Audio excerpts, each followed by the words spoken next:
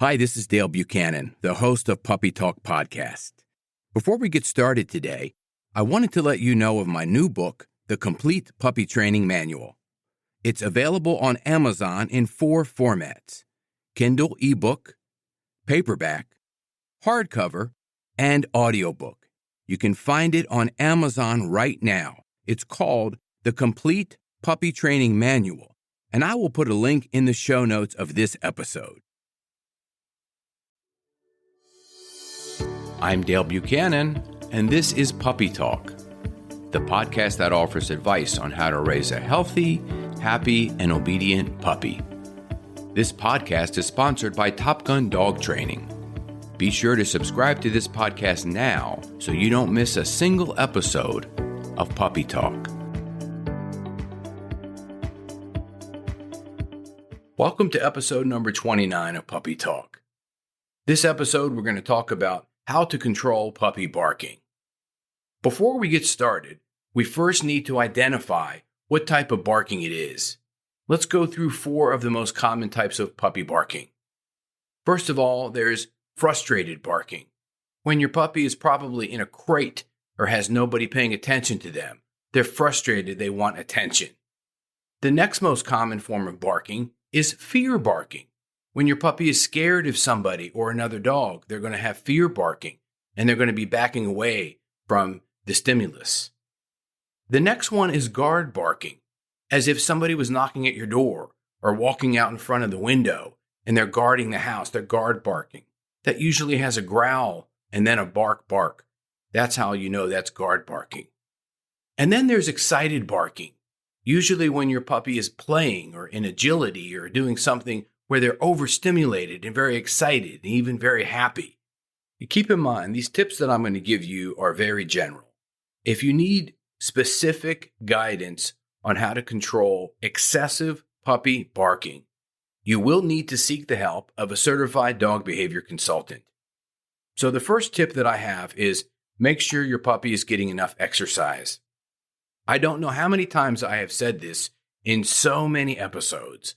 Puppies and dogs need exercise. Make sure you're taking your puppy out for many walks.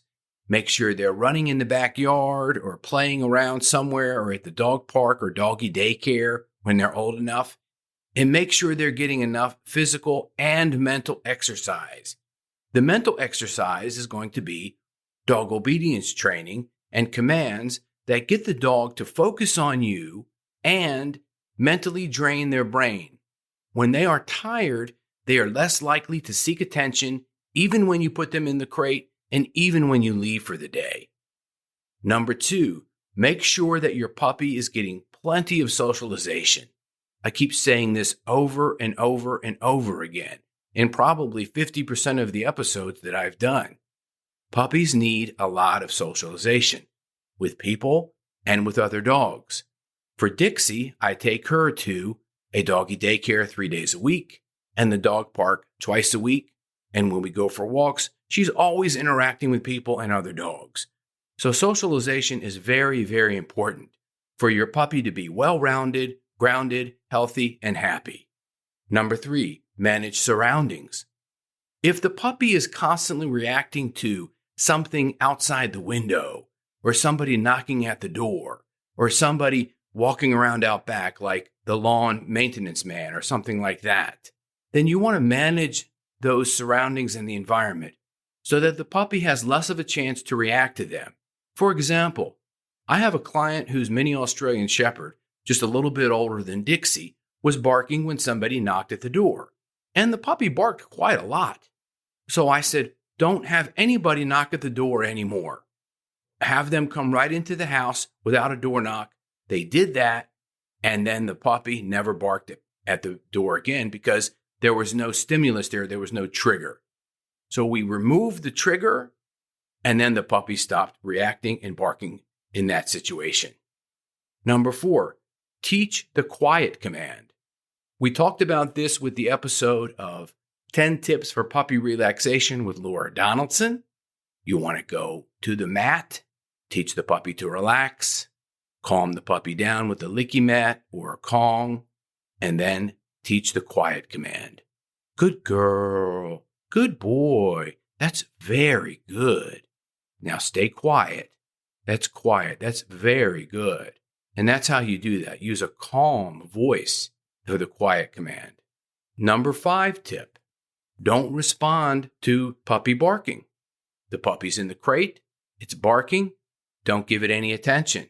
The puppy's outside and it's barking at another dog while on the leash. Don't pull back on the leash and give it attention. You want to redirect that puppy to something else, like a treat that you have, or watch me, or something like that. If they aren't food motivated, bring a toy outside, a toy that they like, or a bully stick or something like that, and redirect the puppy as they start the barking, not after it's been escalated. You want to do something that's going to redirect the puppy's behavior as they begin to bark. So these are just some general guidelines that you can use for puppy barking. This information I did get off the website of the American Kennel Club. I will put some information in the show notes, and I will link this article in the show notes of this episode. If you have any questions, feel free to contact us at puppytalkpodcast.com. Thank you and have a great day. This is Dale Buchanan, host of Puppy Talk Podcast. I have an announcement of a new book that I just published called Potty Training Your Puppy. It's available on Amazon in Kindle and paperback, soon to be available on audiobook. You can find out all the details of this book using the link in the show notes. It's called Potty Training Your Puppy. It's a comprehensive book with a simple and effective way to help potty train your puppy, and it really works. Check out the link in the show notes.